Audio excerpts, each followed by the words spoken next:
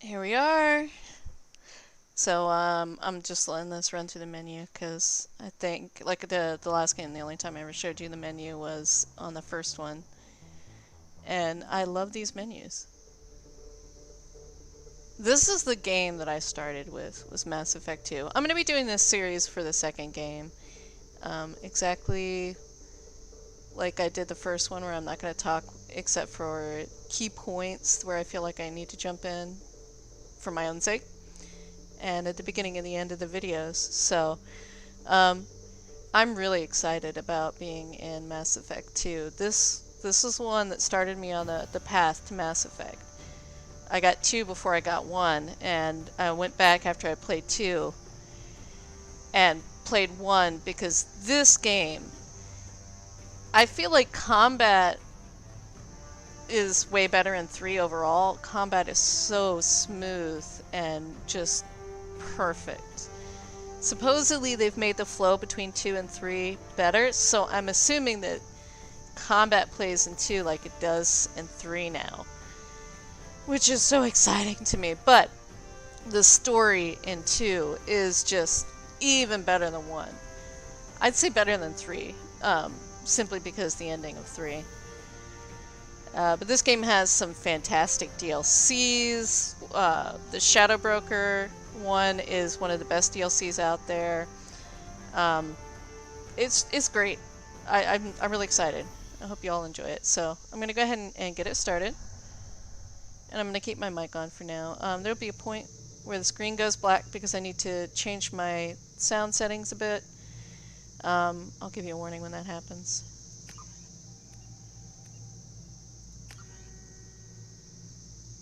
Did not manage to make it to 60 in one playthrough. I don't know why. I should have. I had everything done.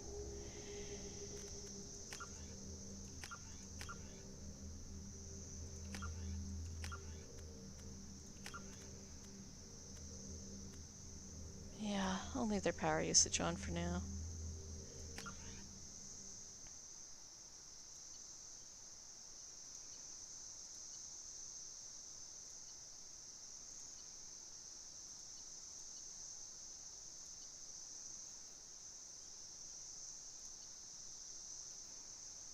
Okay.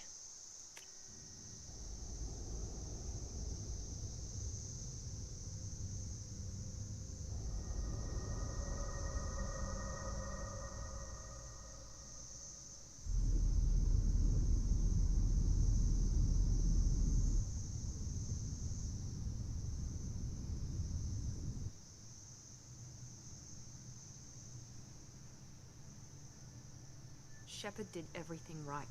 More than we could have hoped for. Commander Shepard uncovered the truth. And still, it's not enough. We're at war. No one wants to admit it, but humanity is under attack. But they're sending her to fight Geth. Geth! We both know they're not the real threat. The Reapers are still out there. And it's up to us to stop them. The Council will never trust Cerberus. They'll never accept our help, even after everything humanity has accomplished. But Shepard, they'll follow her. She's a hero, a bloody icon.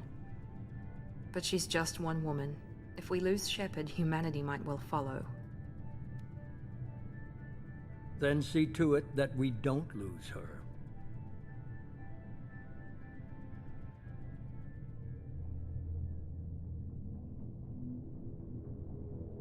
After the devastating Geth attack on the Citadel, the galactic community struggles to rebuild.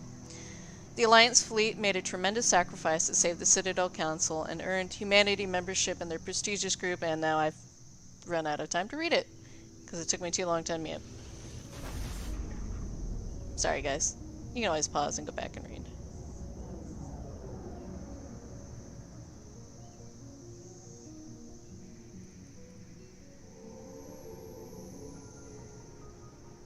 Disengaging FTL drives. Emission sinks active. Board is green. We are running silent. We're wasting our time. 4 days searching up and down this sector, and we haven't found any sign of Geth activity.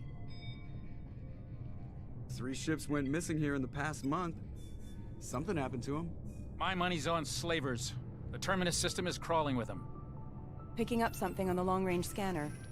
Unidentified vessel. Looks like a cruiser. Doesn't match any known signatures. Cruiser is changing course. Now on intercept trajectory. Can't be. Stealth systems are engaged.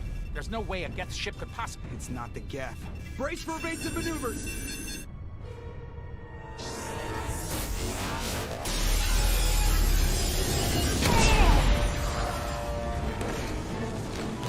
Presley! Kinetic barriers down. Multiple hull breaches. Weapons offline. Somebody get that fire out.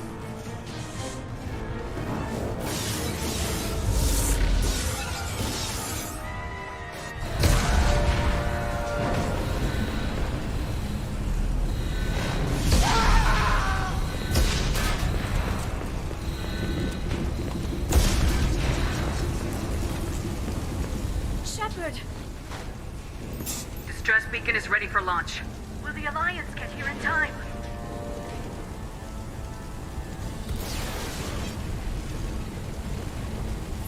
The Alliance won't abandon us. We just need to hold on. Get everyone onto the escape shuttles. Joker's still in the cockpit. He won't evacuate. I'm not leaving either. I need you to get the crew onto the evac shuttles. I'll take care of Joker. Shepard. Liara, go. Now. Aye, aye.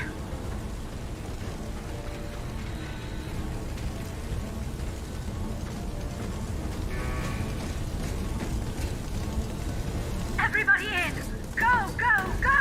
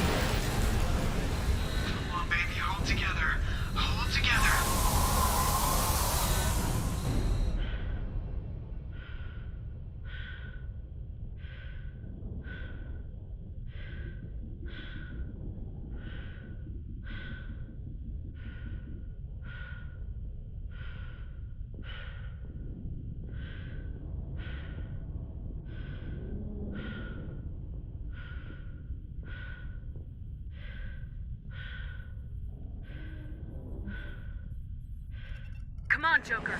We have to get out of here. No, I won't abandon the Normandy! I can still save her! The Normandy's lost. Going down with the ship won't change that. Yeah, okay. Help me up. They're coming around for another attack!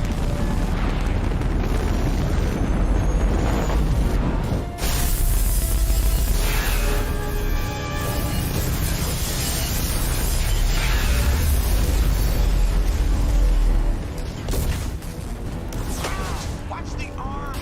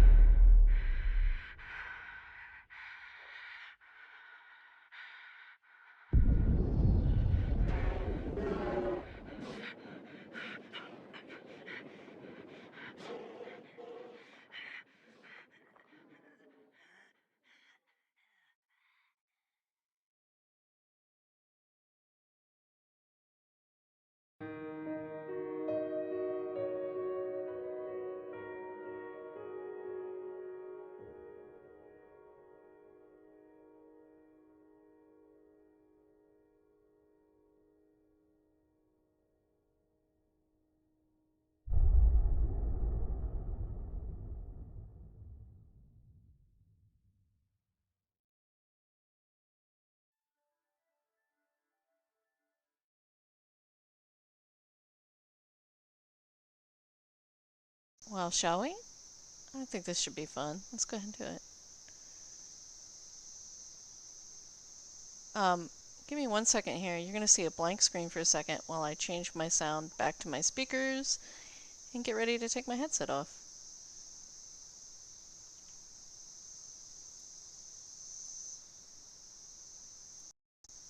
Okay. I'm going to go ahead and mute myself and let's enjoy.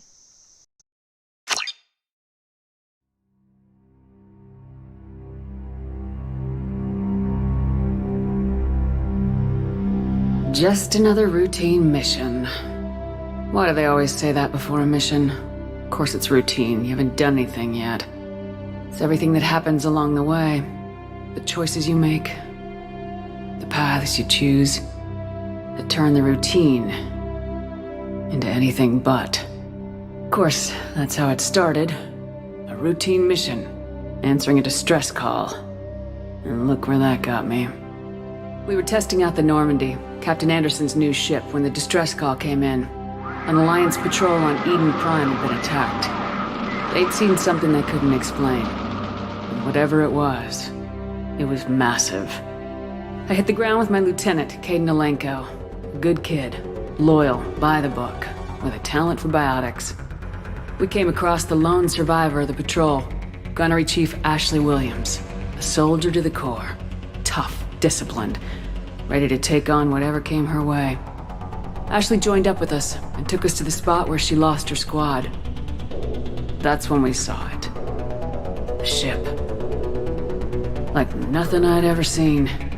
It was massive, scorching the colony and everything around it as it blasted away.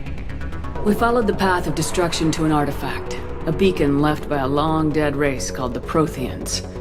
The colony had dug it up, and whoever attacked them had tried to take it. Lieutenant Alenko made the mistake of getting too close. Hit him with some type of energy. I grabbed him and threw him out of the way. That's when it hit me. Hard. Every muscle in my body went rigid. I couldn't move. Could barely breathe. Everything went black. And then I saw something. Vision. Dream. A nightmare. By the time I woke up, we were halfway to the Citadel on our way to meet the Council. I was expected to explain what I'd seen. Anderson came along. So did Udina, our political representative on the Citadel. With those two heavyweights, it seemed reasonable we could persuade the Council that the ship we'd seen was a potential threat. As was the individual behind the attacks. The main suspect for the Eden Prime massacre was a Turian Spectre named Saren.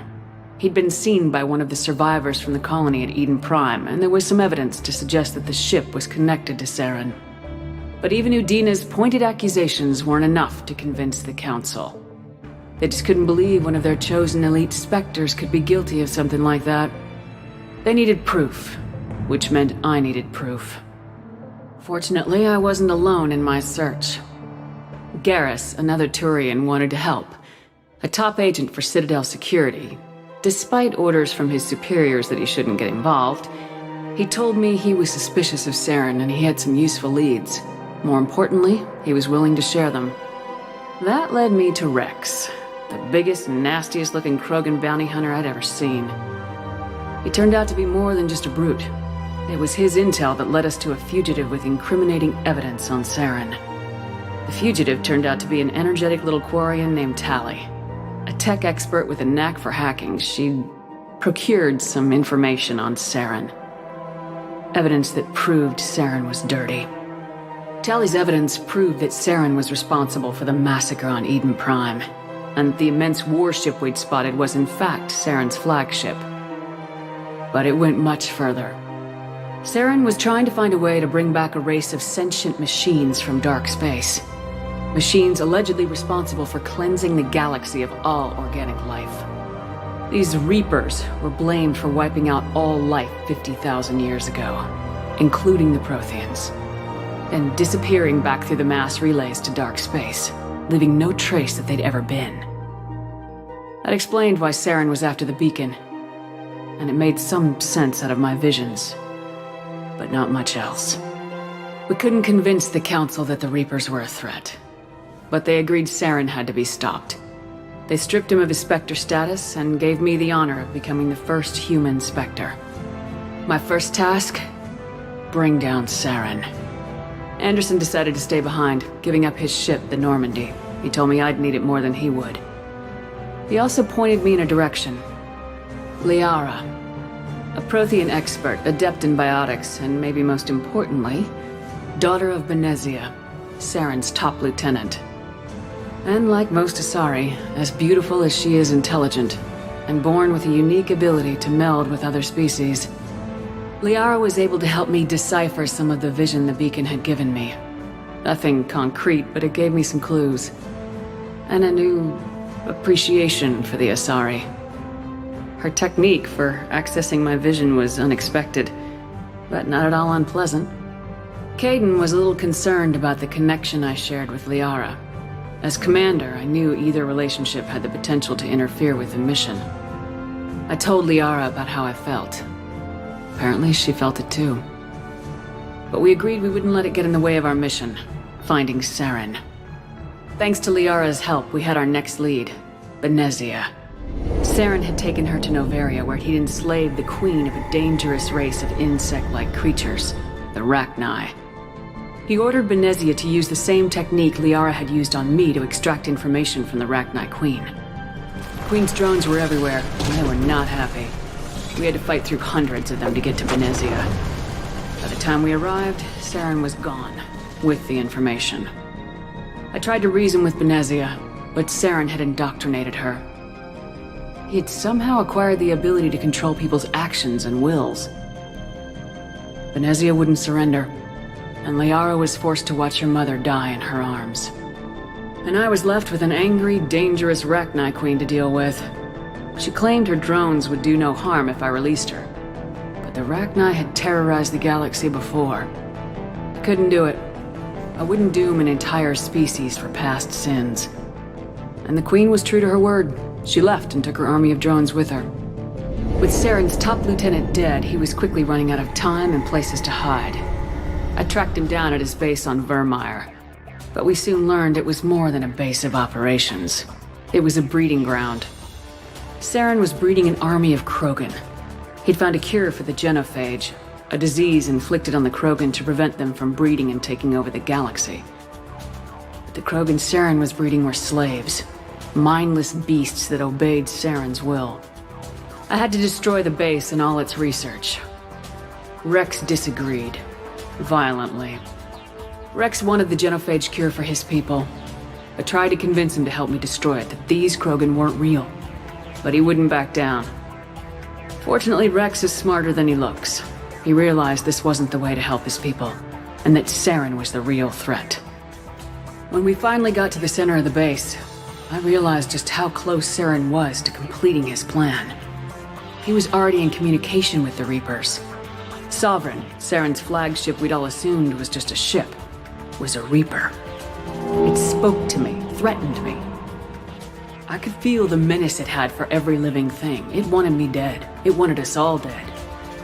And I knew it was capable of doing just that. What I couldn't understand was why Saren would help it. But there was no time to think about it. Sovereign knew where we were. We had to destroy the base and get the hell out. I split my team into 2 squads, sending Ash with one and Kaidan with the other as a distraction. We had a nuke and we planned to use it. Before we could detonate the bomb, Saren showed up. We fought. I stalled him to make time for my team. And in talking to him, I realized the truth. It wasn't Saren who was indoctrinating everyone.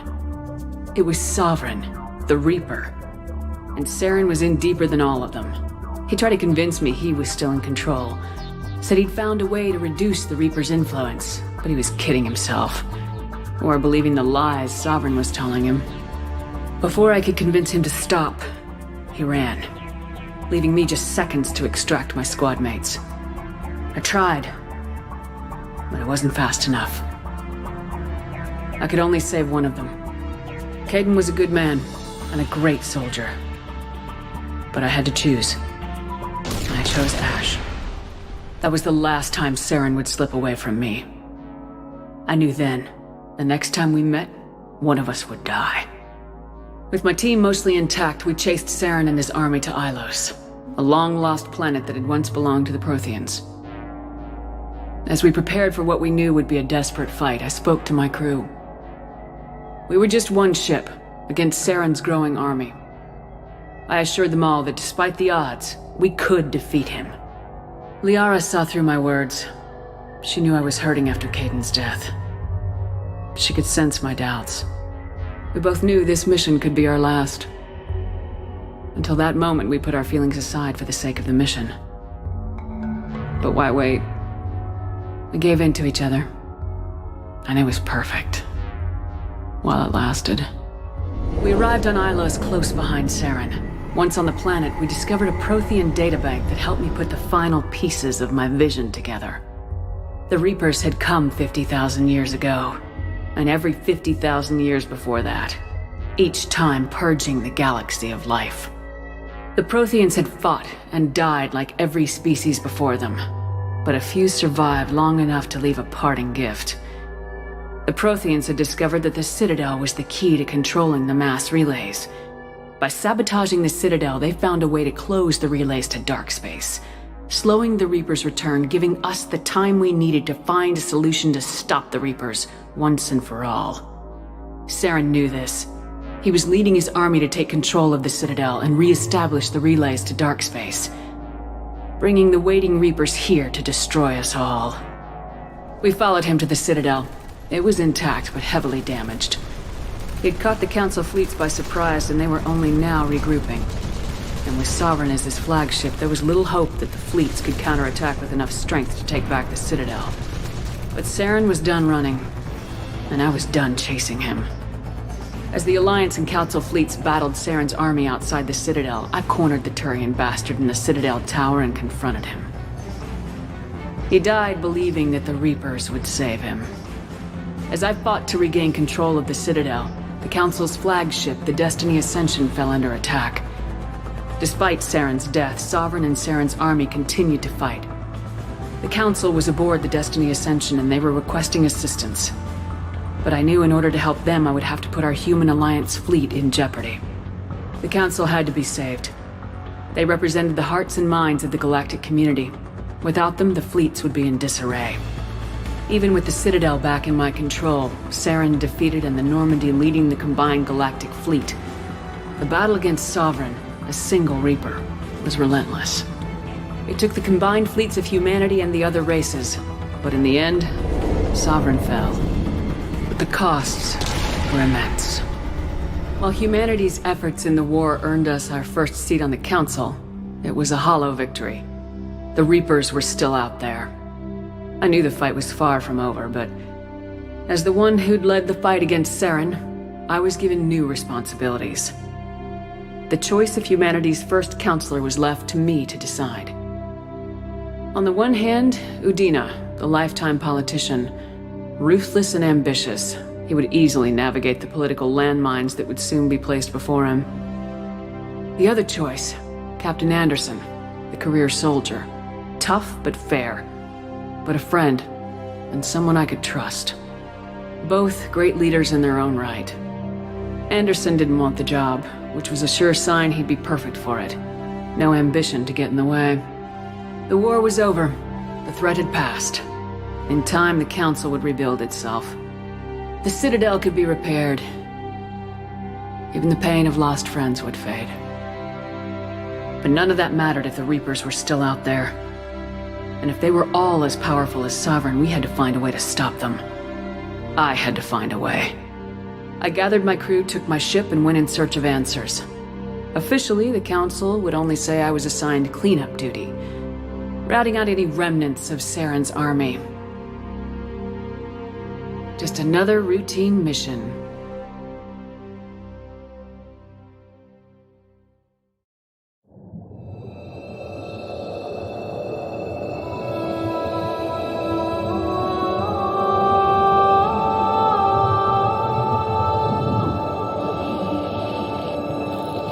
Commander Shepard has been recovered. The Lazarus Project will proceed as planned.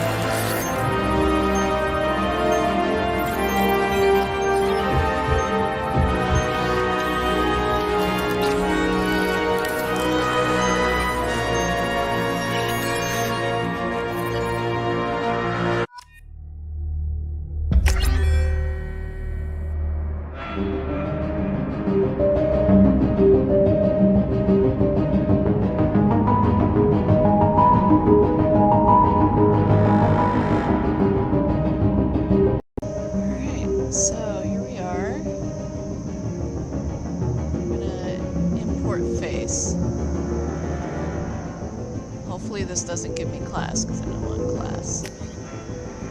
There we go. Alright, we're gonna go with the infiltrator. Generally, I do soldier. They changed soldier around. It used to be god mode, but they realized that was a bit too much, so they did change immunity a bit, so it wasn't quite as good as it was. But it is easier to get through one as a soldier. Although I think with the changes to Adam, next time I might try that. Anyway, so we're gonna go ahead, choose infiltrator. Should be really fun. Don't like cryo. Well, cryo's okay. I don't really care for the ammo it's giving me. But that's what we have crewmates for. I love Vanguard, but yeah, I don't think it's gonna be good for me streaming. Anyway, I'm gonna go ahead and mute myself again and select this. At some point, I'm gonna go run and get some coffee. So if the game pauses for a second.